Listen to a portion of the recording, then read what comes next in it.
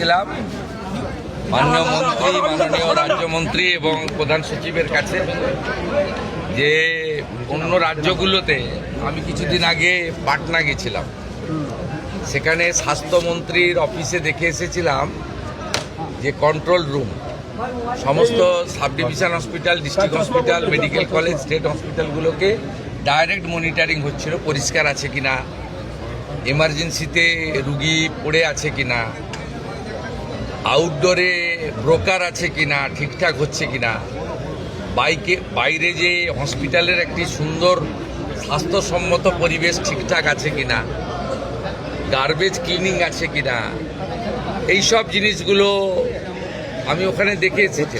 আমি মাননীয় রাজ্যমন্ত্রী এবং প্রধান সচিবকে বলেছিলাম যে এখানে একটা এরকম বানান, এরা পুরোটা এখনও রেডি হয়নি, ইট উইল টেক টাইম, আরও 1 মাস লাগবে।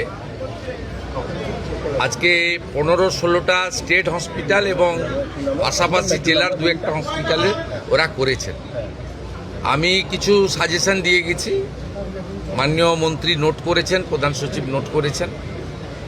আমি এটাকে 30শে জুলাইয়ের মধ্যে বলেছি সাব ডিভিশন লেভেলে নামিয়ে দিতে এবং কিচেন পর্যন্ত মনিটরিং করতে, বাইরে পার্কিং এবং যেখানে আমাদের ফেয়ার প্রাইস সব রয়েছে, আগামী দিনে জনঔষধি কেন্দ্র হবে, সেই জায়গাগুলো ঠিকঠাক করে দেখতে। ওয়ার্ডের ভিতরে কিছু রেস্ট্রিকশান রয়েছে হেলথ গাইডলাইনে, রুগীদের দেখানো যায় না, কিন্তু মেঝেটে যে পরিষ্কার আছে কিনা দেখানো, বা আমাদের এমার্জেন্সিতে কোনো রুগী পড়ে আছে কিনা, একটা হসপিটালের যে পরিবেশ এবং যে পরিষেবা, এই দুটো ঠিকঠাক করার জন্যই একটা মনিটরিং দরকার আছে। এটা তারা করতে পারবেন। আমি ইনিশিয়ালি স্টেট হসপিটালগুলোতে যেটা দেখেছি, আমার পরিচ্ছন্নতা দেখে ভালো লেগেছে এবং আউটডোরগুলোতে একটা সিস্টেমে ডিসিপ্লিন ওয়েতে কিউ মেনটেন করে যেভাবে এন্ট্রি হচ্ছে বা তাদের চিকিৎসা হচ্ছে, এটাও ইনিশিয়ালি ভালো লেগেছে। এবং এটা আপনাদের জেনে রাখা দরকার, এটা মাননীয় মুখ্যমন্ত্রী বা মন্ত্রীদ্বয়ের সাডেন ভিজিট ছিল। আমি 9:45-এ ইচ্ছা প্রকাশ করেছি, যেহেতু আমি কাছেই থাকি এখানে চিনার পার্কে, আমাকে নবান্ন যাওয়ার পথে আমি 9:45-এ জানিয়েছি, 11:05 এসেছি।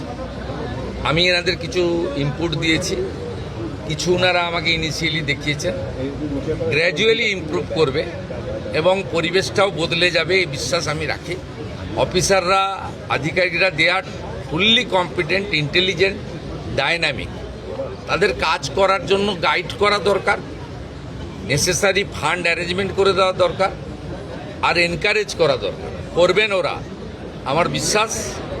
কাজের যে মুক্ত পরিবেশ তারা পেয়েছে, চাপ মুক্ত হয়ে কাজ করছেন, আমাদের ইচ্ছাটা তারা বুঝতে পারছেন, ঠিকঠাক সব হয়ে যাবে, এটা আমার বিশ্বাস। আমি চাই আগামী দিনে 54 টাকা মাত্র 3 বেলা খাওয়ারে ছিল, 110 টাকা এই সরকার করে দিয়েছে।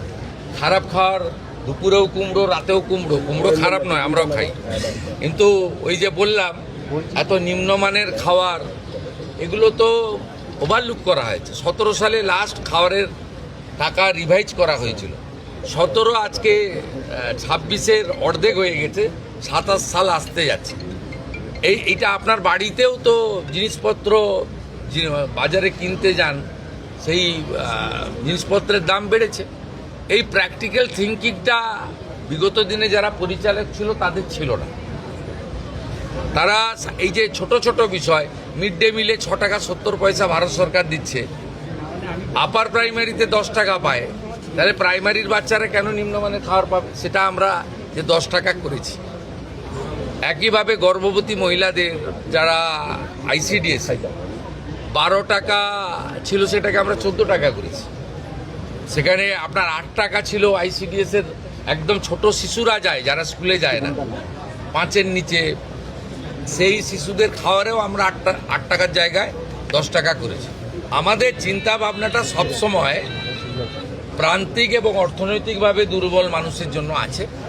কারণ কোনো নেতা মন্ত্রীর লোকেরা সরকারি হসপিটালে যায় বলে আমার জানা নেই, তারা প্রাইভেট হসপিটালে অ্যাভেল করে, বড় বড় আধিকারিকরাও তাই করেন, যারা হাই ইনকাম গ্রুপ। ন্যাচারালি এখানে যারা আসেন তাদেরকে পরিষেবা দিতে হবে এবং সব হসপিটাল থেকে দালাল রাজ মুক্ত করতে হবে এবং মানুষকে সুন্দর পরিষেবা দিতে হবে। এবং আমরা ভারত সরকার নাম দিয়েছে আয়ুষ্মান মন্দির। মন্দিরে যেমন পবিত্রতা থাকে, শুদ্ধতা থাকে, স্বচ্ছতা থাকে, একাগ্রতা থাকে, সেবাপরায়ণতা থাকে, সেই ভাবটা স্বাস্থ্য কেন্দ্রগুলোতেও আসবে। এই লক্ষ্য নিয়েই কিন্তু এখানে আমরা কাজ করছি। স্বাস্থ্যকর্মীদের তো সুরক্ষা আমরা দিবই, এবং তারা, আমি নার্স বোনেদের দিদিদের দেখলাম অ্যাপ্রন গ্লাভস সুন্দর করে ড্রেসে আছেন, খুব সুন্দর। আমি প্রধান সচিবকে বলেছি মন্ত্রীদ্বয়কে রেখে সামনে যে ল্যামিনেশন করা ব্যাচ করে দিতে। আপনারা মাঝে মাঝে দেখান যে ইঞ্জেকশন দিয়ে ফেলেছে, ট্রলি যার নিয়ে যাওয়ার কথা, যার সিকিউরিটি দেওয়ার কথা সে সেলাই করে দিয়েছে। এইটাকে সেগ্রিগেট করার জন্য, চিহ্নিত করার জন্য বা আলাদা করার জন্য বিভিন্ন স্তরে বিভিন্ন কালারের ল্যামিনেশন করা ব্যাচও চালু করতে বলা হয়েছে। এবং আমি যেটা কলকাতাতে জোর দিতে বলেছি, তারাতলার ইনসিডেন্টের পরে নিজে চোখে দেখার পরে, এখানে ট্রমা দরকার বলতে নেই, কিন্তু বড় ডিজাস্টার হলে গেলে কিন্তু সামলানোর ক্ষমতা সরকারি হসপিটালের নেই। 50-100 জন পর্যন্ত সামলে দিতে পারে, আমি দেখেছি। তাই অন্তত 250 জনকে মানে 1 মিনিটে প্রাইমারি পরিষেবা দিতে পারেন এমন একটা ট্রমা সেন্টার বানানো উচিত। সেটা স্বাস্থ্যমন্ত্রী এবং প্রধান সচিব, তারা রাজ্যমন্ত্রী, তারা কথা বলে রেডি করবেন। জায়গা এনাফ আছে এখানে, হসপিটালগুলোতে বিশ্ববিদ্যালয়ের মতো জায়গা, প্রচুর জায়গা পড়ে রয়েছে।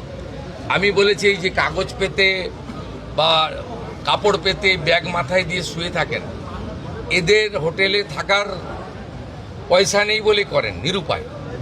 তা আপনারা পিছনে একটা জায়গা করে দিন, আমরা দরকার হলে ইউনিটে 25 লাখ টাকা করে দিয়ে দেবো।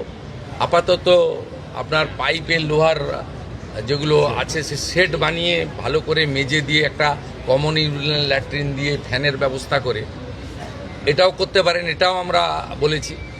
বার্ন ইউনিটে আমরা একটু উইক আছি, এসএসকেএমে 60টা আছে, আরও কোয়ালিটি ইমপ্রুভ করতে হবে, আরও ভালো আমাদের ডক্টরবাবুদের দিতে হবে, মানে হাই স্কিল ডক্টরবাবুদেরকে বার্নের ক্ষেত্রে জোর দেওয়া দরকার রয়েছে। এই কিছু কিছু বিষয়ে এই 1.5-2 মাসে আমার যা অভিজ্ঞতা আছে বলেছি, এরা করতে পারবে, আমার বিশ্বাস রয়েছে। এসএসকেএম ইতিমধ্যে 100 বেড বাড়ানো হয়েছে, এখনও 300 শর্টফল হয় বলে আমার মনে হয়েছে। শর্টফল মিন্স কিছু রোগীকে তো কালকেই ওটি করা উচিত ছিল, 10 দিন পরে টাইম দিচ্ছে ক্যাপাসিটি কম থাকার জন্য। আমরা যদি আরও 200-250 সিট বাড়াতে পারি, 350 ছিল, আমরা আসার পরে 100 বাড়িয়েছি, 250 সিট পুজোর আগেই আরও বাড়ানোর ব্যবস্থা আমরা করছি। আইসিইউতে মাত্র 112 করে আছে, এটাও অন্তত 200 হওয়া উচিত। তাহলে আইসিইউ নিয়ে মানে ওজোর আপত্তি, অনুরোধ, বাধ্য হয়ে প্রাইভেট হসপিটালে যাওয়া, এটাও কমবে। এই অনেকগুলো আপনার ওই কন্ট্রোল রুমটা নিয়ে যাচ্ছে, এই কন্ট্রোল রুমটাকে লাইভ মনিটর এই জন্য করা হয়েছে যাতে কোনো দালাল, যাকে আজকে সকালে ওখানে দেখা গেছে, কাল সকালে দেখতে না পাওয়া যায়। এটা একটা বড় উদ্দেশ্য, কিন্তু ব্রোকারদের হাঁটানো। রুগী কখনো 2 দিন পর পর যাবে না ব্লাড টেস্ট করতে, রুগী কখনো আলট্রাসোনোগ্রাফি করতে পরপর 2 দিন যাবে না, তাহলে চিহ্নিত হয়ে যাবে একটা লোক যে সোমবার সকালেও দাঁড়িয়ে আছে, মঙ্গলবারও দাঁড়িয়ে আছে, বুধবারও দাঁড়িয়ে গেছে। আপনাদের আমি চলে যাওয়ার পরে এটা দেখুন ফুল পেজেড হয়নি, কিন্তু ইনিশিয়ালি এটা স্টার্ট হয়েছে, মানে মর্নিং শোজ দ্য ডে। আমি বলবো যে সুপ্রভাত, ভালো হবে। প্রাইভেট হাসপাতালে মিস্টার হেলথ মিনিস্টার বলেছিলেন যে একটা সিট রিজার্ভ রাখতে হবে, বেড রিজার্ভ রাখতে হবে, যেটা যারা দুর্বল মানুষ তাদের জন্য সংরক্ষণ। আপনাকে ক্ষেত্রে বলি শুনুন, ডাক্তারবাবু তখনও জয়েন করেননি ক্যাবিনেটে। আমি একটা মিটিং করেছিলাম এসএসকেএমে, সেখানে প্রধান সচিব সহ সকলকে আমি বলেছিলাম যে আমার জানা আছে, আমি দীর্ঘদিন ধরে এখানকার ল মেকার, পাবলিক রিপ্রেজেন্টেটিভ, আমার জানা আছে যারা বিগত সরকারের কাছ থেকে, মানে বিগত 15 বছর সরকার কোনো হসপিটাল প্রাইভেট করেনি, তার আগে যারা সরকার করেছেন বিধানচন্দ্র রায়ের সময় থেকে জ্যোতিবাবুর সময় পর্যন্ত যে জায়গা সরকার দিয়েছে, কেনা জায়গায় কিন্তু এগ্রিমেন্ট নেই, যে জায়গা সরকার দিয়েছে 1 টাকাতে, সেই টাকাতে পরিষ্কার লেখা ছিল যে 15% বেড তারা ফ্রিতে গরিব মানুষকে দেবে, কিন্তু এটা মেনটেন হতো না। আমি এই ইচ্ছা প্রকাশ করার পরে মাননীয় মন্ত্রী পরে যোগদান করেন ক্যাবিনেটে, হেলথ ডিপার্টমেন্টে, এবং মাননীয় রাষ্ট্রমন্ত্রী তারা আধিকারিকদের নিয়ে প্রাইভেট হসপিটালকে নিয়ে বসে 10% রাজি করিয়েছেন। কারা? আপনি যে হসপিটালের মালিক জমি কিনে করেছেন তার কাছে গিয়ে মানবিক কারণে দাবি করতে পারেন, কিন্তু অধিকার নয়। আপনার যাদের সরকারি জমিতে যাদের প্রাইভেট হসপিটাল তৈরি হয়েছে, দে আর বাউন্ড। ওরা ইনিশিয়ালি দেখুন 0 ছিল, 15% দেওয়া উচিত, 10% এগ্রি করেছে। It's a good. আস্তে আস্তে মানসিকতা হবে। আর আপনারা নিশ্চিন্তে থাকুন, আদানি গ্রুপ নিউ টাউনে একটি 2000 বেডের ইন্টারন্যাশনাল মানের হসপিটাল তৈরি করছে। ওনাদের সঙ্গে আমার এগ্রিমেন্ট কমপ্লিট হয়ে গেছে। 1000 বেড থাকবে গরিব মানুষের জন্য, আর 1000 বেড ওরা কমার্শিয়ালি ইউজ করবে। এবং আমার বিশ্বাস আগামী কয়েক মাসের মধ্যে ভূমি পূজন করে আমরা এই কাজ শুরু করে দিতে পারব। স্যার, সেবাশ্রয় নিয়ে অপরিসীম দুর্নীতির অভিযোগ, কোনো তদন্ত পুলিশ যে ধরনের তথ্য সহযোগিতা চাইবে, হেলথ ডিপার্টমেন্ট সেটা করতে বাধ্য। এবং এক্ষেত্রে হেলথের কিছু গাইডলাইন রয়েছে, সে গাইডলাইন মেনে করবে। এটা আমাদের কাজ নয়। ইনভেস্টিগেশন পুলিশ করছে। আর প্রধান সচিবকে আমি সামনে বলে যাচ্ছি, 2 মন্ত্রীর সামনে, যে ধরনের তথ্য তারা চাইবে কেউ লোকাবে না, সমস্ত তথ্য প্রপারলি রেডি করেছে, ফটোকপি তাদের দিয়ে দেবে। তা খুব পরিষ্কার রয়েছে, অ্যাক্ট অনুযায়ী কাজ হবে।